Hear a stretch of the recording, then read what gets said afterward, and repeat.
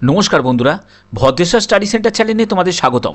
Post অফিসে নতুন নিয়োগ, যেখানে তোমাদের গ্রুপ সি পোস্টে তোমাদের নিয়োগ করা হচ্ছে।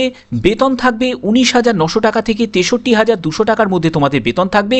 অষ্টম শ্রেণী পাস যোগ্যতায় কিন্তু এত বড় কিন্তু তোমাদের সুযোগ। আবেদনের শেষ তারিখ 10ই জানুয়ারি 2024। কোনো রকম লিখিত পরীক্ষা কিন্তু হবে না।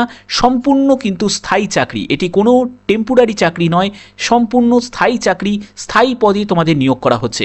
সম্পূর্ণ বিস্তারিত এই ভিডিওর মাধ্যমে তোমরা জানতে পারবে, তাই জন্য ভিডিওটাকে স্কিপ না করে কমপ্লিট দেখো, তাহলে প্রপার ইনফরমেশন তোমরা পাবে।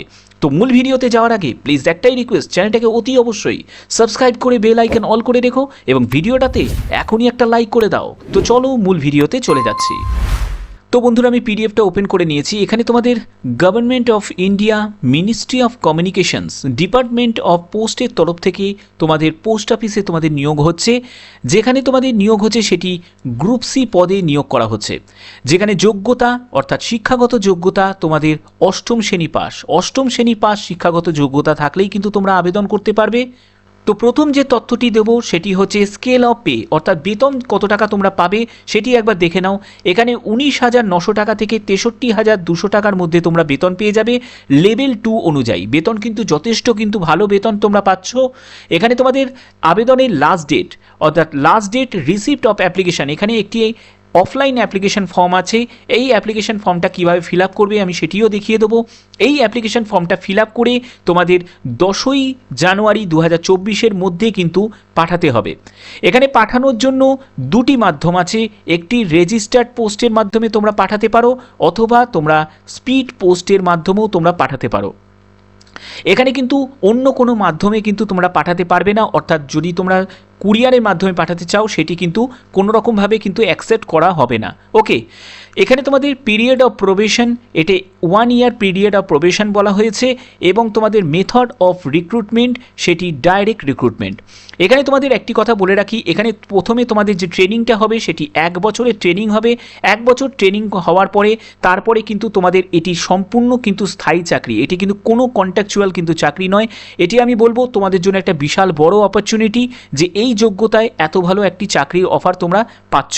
ওকে, এখানে আবেদন করতে গেলে কতগুলো কিন্তু ইনস্ট্রাকশন তোমাদের ফলো করতে হবে। প্রথম যে ইনস্ট্রাকশনটা বলবো সেটি হচ্ছে the applications in the prescribe format copy enclosed should be field in the candidate either English or Hindi correctly and completely. তো এখানে দেখো, এখানে যে অ্যাপ্লিকেশন একটি ফর্ম আছে, এই অ্যাপ্লিকেশন ফর্মটাকে তোমাদের ফিল আপ করতে গেলে আমি অ্যাপ্লিকেশন ফর্মটা তোমাদের দেখিয়ে দিচ্ছি। এই যে অ্যাপ্লিকেশন ফর্মটা দেখতে পাচ্ছ, এই অ্যাপ্লিকেশন ফর্মটা ফিল আপ করতে গেলে তোমাদের অবশ্যই তোমাদের নয় তোমরা ইংলিশে ফিল আপ করবে, না হলে তোমরা হিন্দিতে ফিল আপ করবে, ঠিক আছে। তো এখানে ফিল আপ করার সাথে সাথে তোমাদের কিন্তু প্রয়োজনীয় যেসব ডকুমেন্টস তোমাদের লাগবে সেই প্রয়োজনীয় ডকুমেন্টসগুলো কিন্তু তোমাদের অ্যাটাচ করতে হবে। যেখানে তোমাদের ডেট অফ বার্থ কিন্তু সার্টিফিকেট তোমরা দিতে পারো। সেখানে তোমরা যদি ডেট অফ বার্থের সার্টিফিকেট না থাকে তাহলে মাধ্যমিকের অ্যাডমিট কার্ড দিতে পারো, যেহেতু মাধ্যমিকের অ্যাডমিট কার্ড দিতে পারো। যারা মাধ্যমিক পাস করেছো তারা মাধ্যমিকের অ্যাডমিট কার্ড দেবে। যাদের 8 পাস যোগ্যতা শুধুমাত্র আছে তাদের ক্ষেত্রে কিন্তু এই ডেট অফ বার্থের সার্টিফিকেট কিন্তু তোমাদের দিতেই হবে। ওকে, আচ্ছা, পরবর্তী যেটি লাগছে সেটি কাস্ট সার্টিফিকেট কিন্তু লাগছে, যারা যে কাস্টের থেকে বিলং করছো তাদের ক্ষেত্রে বলছি। তারপরে হচ্ছে তোমাদের হায়ার কোয়ালিফিকেশান। দেখো, এখানে যদি তুমি হায়ার কোয়ালিফিকেশান যদি হও তাহলেও কিন্তু কোনো রকমভাবে কিন্তু অসুবিধা কিন্তু কিছু নেই, বাট হায়ার কোয়ালিফিকেশান হলে কিন্তু তোমরা এক্সট্রা কোনো ফেসিলিটি কিন্তু তোমরা পাবে না, ঠিক আছে। এখানেও কিন্তু তোমাদের মার্কশিট এবং সার্টিফিকেট দুটোই দিতে হবে। তারপরে হচ্ছে আধার কার্ডও কিন্তু প্রয়োজন, এটিও কিন্তু লাগবে। তো এই সব যেগুলো প্রয়োজনীয় যেসব ডকুমেন্টস আছে এই ডকুমেন্টসগুলো কিন্তু তোমাদের অ্যাটাচ করতেই হবে, ঠিক আছে। এগুলোকে সব জেরক্স করে সেলফ অ্যাটেস্টেড করে কিন্তু দেবে। এবং তোমাদের আরেকটি কথা এখানে বলে রাখি, এখানে বলছে দ্য অ্যাপ্লিকেশন উইদাউট ফি, 100 টাকা মতো তোমাদের অ্যাপ্লিকেশন ফিস কিন্তু দিতে হবে। এই 100 টাকা আবেদন মূল্য তোমরা যদি না দাও তাহলে কিন্তু তোমাদের রিজেক্ট করে দেওয়া হবে, অর্থাৎ এই 100 টাকা আবেদন মূল্য তোমাদের কিন্তু দিতেই হবে। ওকে, তো এখানে তোমাদের বলা হচ্ছে যে ইনএলিজিবল যেসব অ্যাপ্লিকেন্ট, অর্থাৎ ধরো তোমরা আবেদন করলে, আবেদন করার পরে তোমাদের যদি স্ক্রুটিনি করার পরে যদি দেখা যায় তোমরা ভুল তথ্য দিয়েছো, তোমাদের বাতিল করে দেওয়া হলো, এই 100 টাকাটা কিন্তু রিফান্ড পাবে না সেই সব ইনএলিজিবল ক্যান্ডিডেট অ্যাপ্লিকেন্টসরা। তারপরে দেখো শর্ট লিস্টেড ক্যান্ডিডেট, অর্থাৎ স্ক্রুটিনি হওয়ার পরে তোমাদের শর্ট লিস্টেড করা হলো, এই শর্ট লিস্টেড ক্যান্ডিডেটদের কত টাকা দিতে হবে? 400 টাকা পে করতে হবে, যখন তারা যখন তোমরা এক্সামিনেশন ফিজ হিসাবে তাদের কিন্তু 400 টাকা দিতে হবে। এটি কিন্তু আইপিওতে দিতে হবে যখন তোমরা সিলেক্ট হয়ে গেলে, ঠিক আছে, তখন কিন্তু তোমাদের 400 টাকা দিতে হবে। ভালো করে বোঝো, এখানে তোমরা আইপিওতেও দিতে পারো বা ইউসিআরওতেও দিতে পারো, এটা কিন্তু এখন দিতে হচ্ছে না। এখন যেটা দিতে হবে, আবেদন করার সময় 100 টাকা দিতে হবে। ওকে, তো এখানে এই যে 400 টাকা আবেদন মূল্য কারা কারা দেবে? ইউআর দেবে, ওবিসি দেবে, আর ইডাব্লিউএস দেবে। কারা দেবে না? যারা এসসি এসটি এবং ওম্যান ক্যান্ডিডেট, অর্থাৎ মেয়েদের কিন্তু এই যে 400 টাকা আবেদন মূল্য অর্থাৎ এক্সামিনেশন ফিজটা কিন্তু দিতে হচ্ছে না। বোঝা গেল? তো এখানে তোমাদের এজ লিমিট কত থাকছে সেটি একবার দেখে নাও। এখানে এজ লিমিট যেটি থাকছে 18 থেকে 30 বছর। 18 থেকে 30 বছর হচ্ছে এজ লিমিট থাকছে।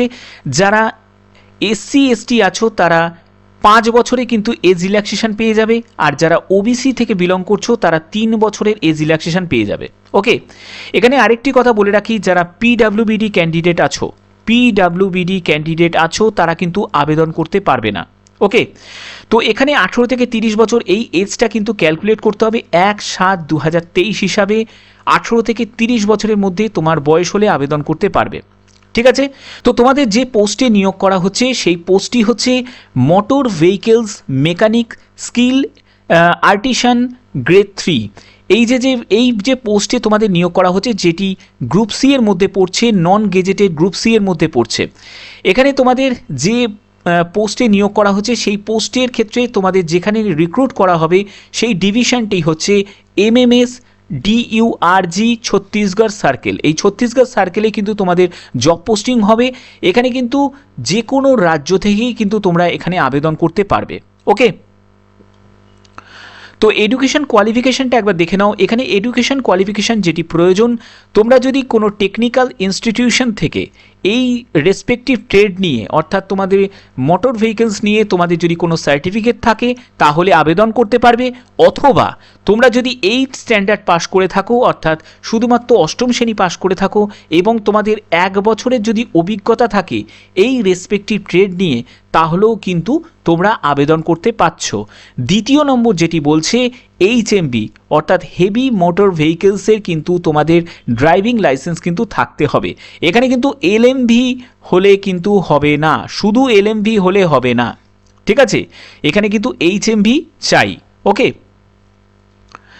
তো তোমাদের সিলেকশন প্রসিডিওর যেটি থাকছে, এখানে সিলেকশন প্রসিডিওর হচ্ছে কম্পিটিটিভ ট্রেড টেস্ট।